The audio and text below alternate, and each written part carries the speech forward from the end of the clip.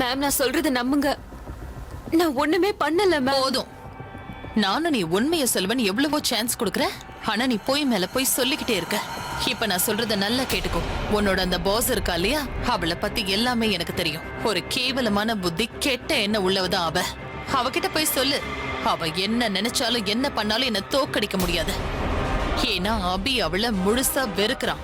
கூடிய சீக்கிரமே அவளை இந்த வீட்டை விட்டு அனுப்பிடுவான். அதுக்கப்புறம் அப்புறம் நீ 2 பேரும் இந்த வீட்டை விட்டு அவுட். ஆனா நீ இந்த வீட்ல இருக்கிற வரைக்கும் என் கண்ல இருந்து தூரமாவே இரு. ஒருவேளை நீ என்ன நெருங்க நினைச்ச, அதுக்கப்புறம் என்னோட வாய் பேசாது, என்னோட கைதான் பேசும். Sweet heart, be careful. Excuse me miss, mind your tongue.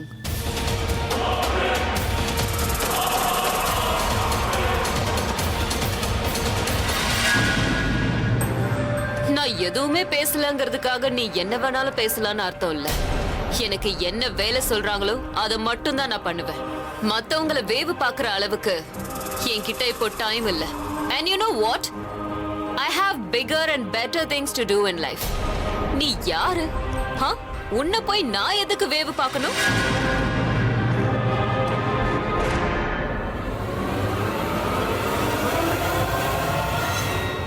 என்கிட்ட இப்படி பேச உனக்கு எவ்வளவு தைரியம்? நான் யாருன்னு உனக்கு தெரியாது. எனக்கு ரொம்ப நல்லா தெரியும், எல்லாமே தெரியும். நீ ஒரு ஃப்ளாப் மாடல். உன் கெரியர் முடிஞ்சு போயிடுச்சு. நீ ரிட்டையர்மெண்ட் வாழ்க்கையை வாழ்ந்துட்டு இருக்க. சரி, எனக்கு ஒரு விஷயம் சொல்லு. உனக்கு ரிட்டையர்மெண்ட்டுக்கு அப்புறம் பென்ஷன் கிடைக்குதா இல்லையா?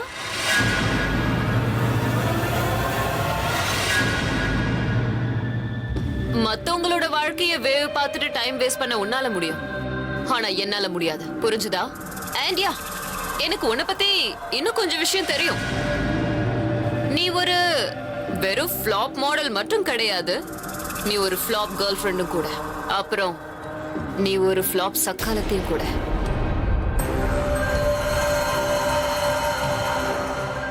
ரொம்ப கஷ்டமா இருக்குல்ல அந்த வார்த்தையை சொன்னா? It's so painful and hurtful, isn't it? நீ என்ன அபிய போய் இம்ப்ரெஸ் பண்றது? உன்னை பார்த்தா நல்லா இருக்கிற ஆள் கூட டிப்ரெஸ் ஆயிடுவான். என்ன முறைக்கிற? என்ன பயமுறுத்துறியா? என்னையா பயமுறுத்துற? உன்னால என்னையே பயமுறுத்த முடியல. நீ பிரக்யாவை எப்படி பயமுறுத்துவ? அவங்கள எப்படி தோக்கடிப்ப?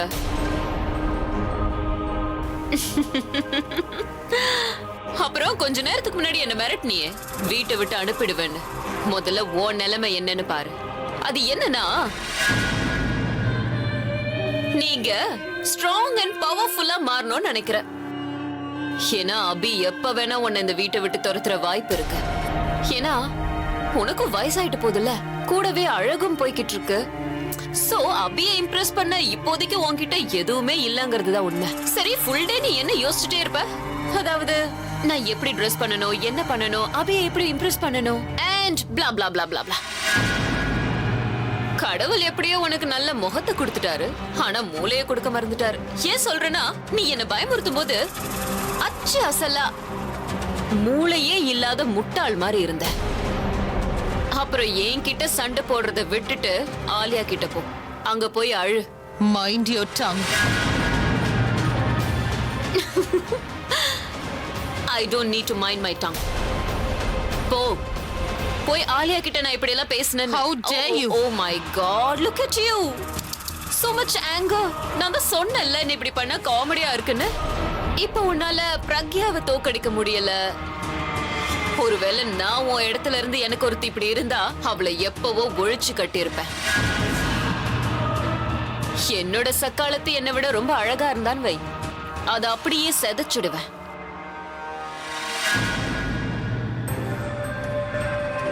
இல்லனா அவ என்னை விட ஸ்ட்ராங்கா இருந்தாள்னா நான் கிச்சன்ல கேஸ் சிலிண்டரை பிளாஸ்ட் பண்ண வச்சிருப்பேன்.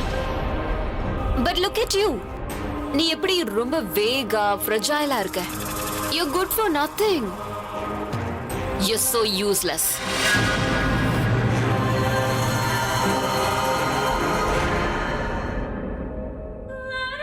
அப்புறம் இன்னொரு விஷயம், இனி எப்பவுமே என்ன மிரட்டணும்னு ட்ரை கூட பண்ணாத.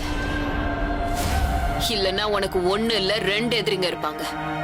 என்னோட பாஸ் பிரக்யா, அப்புறம் அவங்களோட செக்ரட்டரி மோனிகா.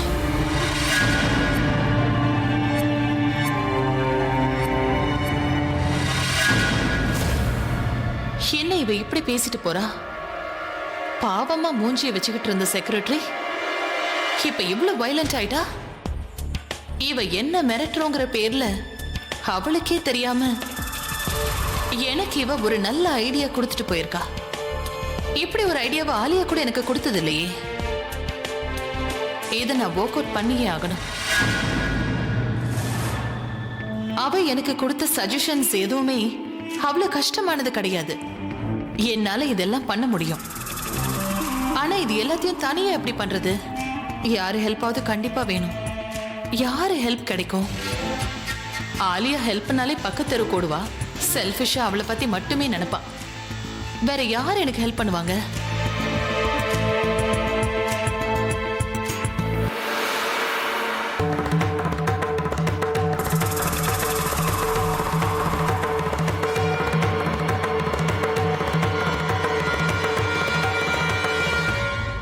என்ன யோசிச்சுட்டு இருக்க? உன் கேவலமான மூளையில என்ன போயிட்டு இருக்க? என்ன பண்ணலாம்னு நீ நினைச்சிட்டு இருக்க? என்னோட மூளைல இன்னொருத்தவங்க மூளை தான் என்ன இப்ப ஏதோ பண்ண சொல்லுது. என்ன பேசுறேன்னு எனக்கு ஒண்ணும் புரிய மாட்டேங்குது. ஆக்சுவலி நல்ல வேளை நீ என்ன பார்த்துட்ட. நான் உன்னை பார்க்க தான் உன்கிட்ட வந்துட்டு இருந்தேன். உன்கிட்ட நான் கொஞ்சம் பேசணும். என்ன பேசணும்? நீ அபிக்காக ஒரு செக்ரட்டரி வச்சிருக்கல, அவ ரொம்ப நல்லவ, ரொம்ப ஹார்ட் ஒர்க்கர், ரொம்ப intelligent. And you know what, அவளோட வேலை என்னன்னு அவளுக்கு நல்லாவே தெரியுது. அபிய மட்டும் இல்ல, இந்த வீட்டையே அவ நல்லா பாத்துக்குவா. நான் என்ன சொல்ல வரேன்னா, அபிய மட்டும் இல்ல, அபிய சுத்தி இருக்கிறவங்களே அவ நல்லா பாத்துக்குவா. என்ன சொல்ற நீ? தமிழ்ல தானமா சொல்றேன், உனக்கு புரியல? அந்த பொண்ணு மல்டி டாஸ்கர் மட்டும் கிடையாது, மல்டி ஆங்கிள் கூட யோசிக்கிறா. தங்கமான பொண்ணு. அவளை நீ இங்க வேலைக்கு வச்சு நல்ல காரியம் பண்ணிருக்க போ. அவ பொண்ணு கிடையாது, அவ ஒரு ஏஞ்சல். அவ கையில இருக்கிற மந்திர கோளால இப்படி பண்ணா போதும், அந்த வேலை முடிஞ்சு போயிடும். இங்க பாரு, நீ என்ன சொல்லணும்னு நினைக்கிறியோ அது எதுவுமே எனக்கு புரிய மாட்டேங்குது. அவளை விட்டு தூரமாயிரு. அவ ரொம்ப ரொம்ப நல்ல பொண்ணு. அவ எவ்வளவு தைரியமான பொண்ணு தெரியுமா? நம்ம உயிரை பணைய வச்சு மத்தவங்களை காப்பாத்துறதுக்கு தைரியம் தேவை. அவ இல்லனா பாவம் அவருக்கு என்ன ஆயிருக்குன்னே தெரியாது. You're right. கண்டிப்பா தைரியம் தேவை. அந்த தைரியம் அவகிட்ட நிறைய இருக்கு. எனக்கே அவகிட்ட இருந்து நிறைய கத்துக்கணும்னு தோணுது. உன்னால அவகிட்ட இருந்து எதுவுமே கத்துக்க முடியாது. அவளை மாதிரி நீ மாற முடியாது. அவளை விட்டு தூரமா இருக்கிறது தான் உனக்கு நல்லது. சரி, ஓகே, நானும் ஒத்துக்கிறேன். அவளால மாற முடியாதானா? அவள மாதிரி நான் மாறதுக்கு யோசிக்கலாம்ல. அண்ட் மோர் ஓவர், அவ என்னையே யோசிக்க வச்சுட்டு, அது தெரியுமா உனக்கு? நீ என்ன சொல்லணும்னு நினைக்கிறியோ மரியாதையோ அதை சொல்லு. ஐயோ, நான் உனக்கு தேங்க்யூ சொல்லணும்னு தான் நினைக்கிறேன். நீ அவளை வேலைக்கு வச்சு நல்ல காரியம் பண்ணிருக்க. அவ வந்ததால யாரு சந்தோஷமா இருக்காங்களோ இல்லையோ, நான் ரொம்ப சந்தோஷமா இருக்கேன். I am happy. Thanks to you.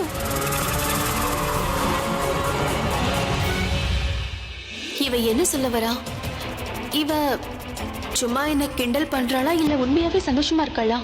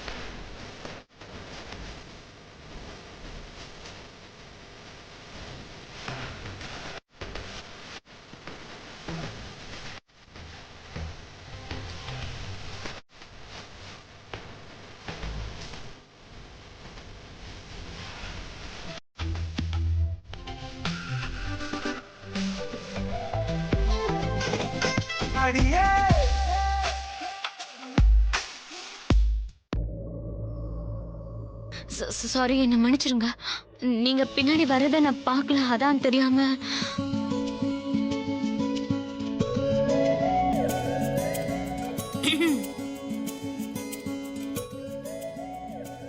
மாமாவை நீ வித்தவுட் ஷர்ட் பாத்துட்ட, அது என்ன பெரிய விஷயமா த்ரிஷா? இவரு உன்னோட ஹஸ்பண்ட் தானேப்பா? அண்ட் ஹஸ்பண்ட் வைஃப்குள்ள என்ன வைக்கலாம்? என்ன நான் சொன்னது சரிதானே மாமா?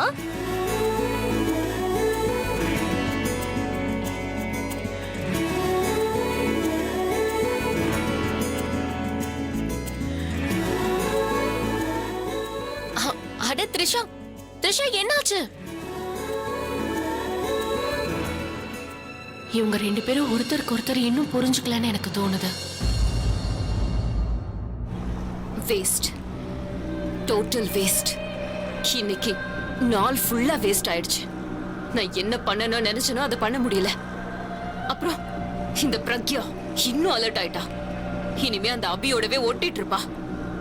அவனை இன்னும் கேரிங்கா பாத்துக்க போறா. நாளைக்கு அவ சிசிடிவி கேமரா கூட இன்ஸ்டால் பண்றா. அதனால என் கையை இன்னும் டைட்டா கட்டி போட்டுட்டா. நான் எப்படி அவனை கொல்றது? என்ன பண்றது எனக்கு ஒண்ணுமே புரியல. சிமோனிகா, நீ உன்னோட தோல்வியை ஒத்துக்க கூடாது. ஏதாவது நீ யோசிச்சே ஆகணும். Come on. Oh my God, நான் என்ன பண்ணாலும் அதை இன்னைக்கு நைட்டு தான் பண்ணணும். அது வரைக்கும் தான் டைம் இருக்கு. நாளைக்கு அந்த பிரக்யா வீடு முழுக்க சிசிடிவி கேமராவை இன்ஸ்டால் பண்ணிடுவா. எதுவா இருந்தாலும் இன்னைக்கு ராத்திரி தான் செய்யணும். அந்த அபிக்கும் சரி, எனக்கும் சரி.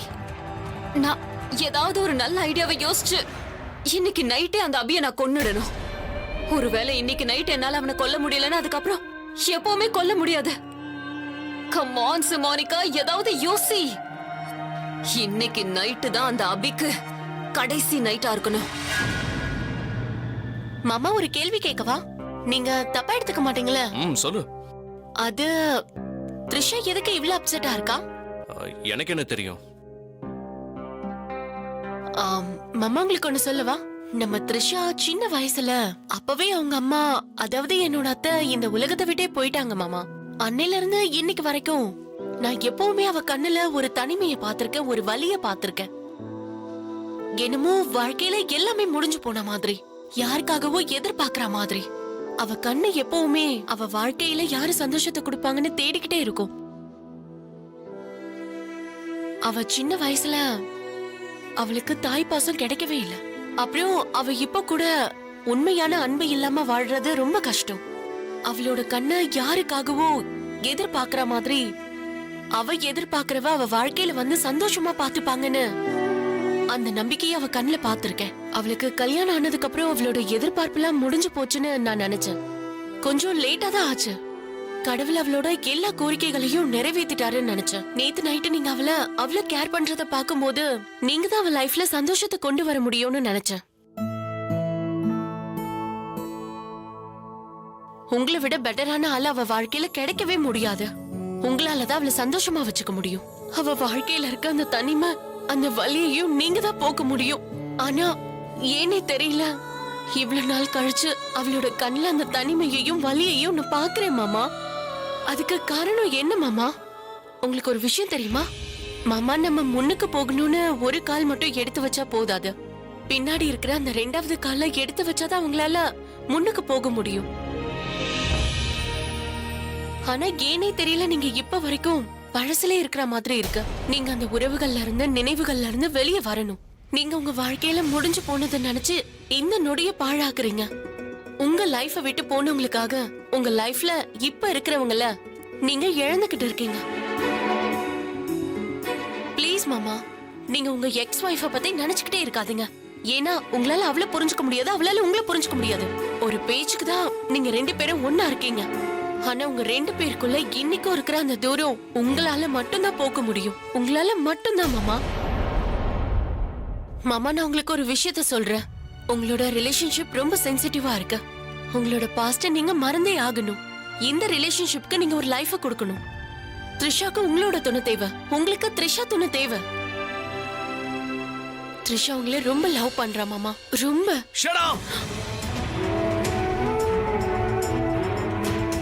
இதுக்கு மேல நீ இதை பத்தி ஒரு வார்த்தை பேசக்கூடாது. ஒருவேளை எனக்கும் த்ரிஷாவுக்கும் ஏதாவது ப்ராப்ளம் இருந்தா அது எங்க லைஃபோட பர்சனல் மேட்டர். நீ இதுக்கு நடுவுல இன்டர்ஃபியர் பண்ண வேண்டிய அவசியமே இல்லை.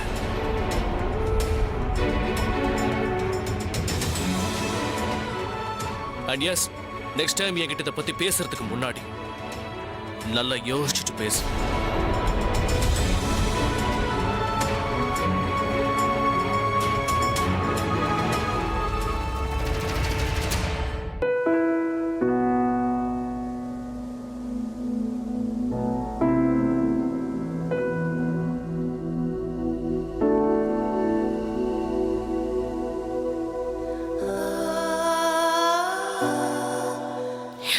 த்ரிஷா,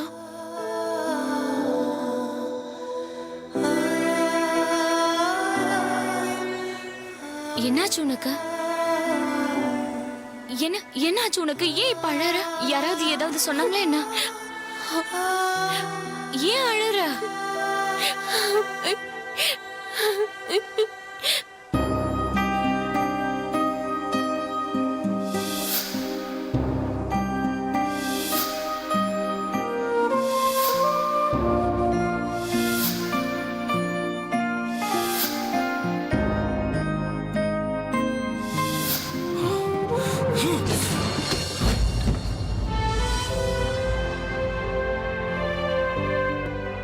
அம்மு என் வாழ்க்கையில நிரந்தரமா தங்கிட்டு போயிட்டா.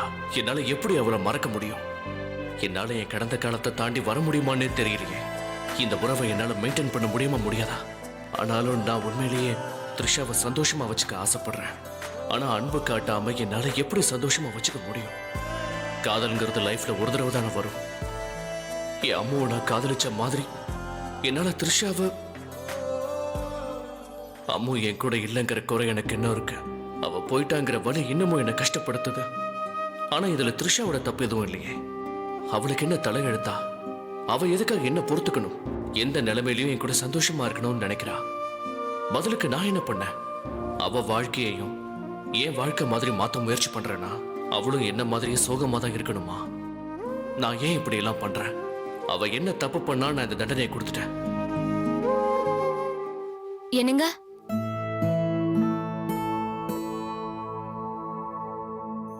நீங்க இன்னும் சாப்பிடல? அது இல்ல, நான் இன்னும் சாப்பிடல. சரி வாங்க, எல்லாரும் உங்களுக்காக தான் வெயிட் பண்ணிட்டு இருக்காங்க. வீட்ல இருக்க எல்லாரும் நீங்க சாப்பிடலன்னா சாப்பிட மாட்டேன்னு சொல்றாங்க. அது ஏன்னா எங்க வீட்ல மாப்பிள்ள சாப்பிடாத வரைக்கும் அவங்க யாருமே சாப்பிட மாட்டாங்க. போலாமா?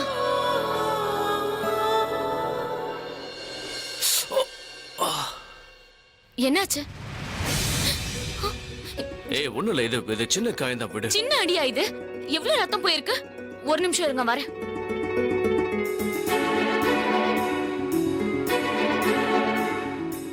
என்னங்க இப்படி பண்ணிட்டு இருக்கீங்க? உட்காருங்க. ரத்தம் வர அளவுக்கு கையில அடிபட்டிருக்கு, அது கூட தெரியாம இருக்கீங்க. சின்ன குழந்தையா என்ன நீங்க? ஒருவேளை நான் இதை பார்க்காம இருந்திருந்தா கொஞ்ச நேரத்துல உங்க கையில இன்ஃபெக்ஷன் ஆயிருக்கும். கைய காட்டுங்க.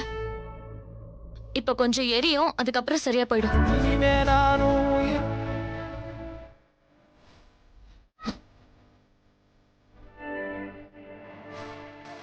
அம்மா, இந்த அடி எப்படி பட்டுச்சு? ஏதாவது தெரியாம?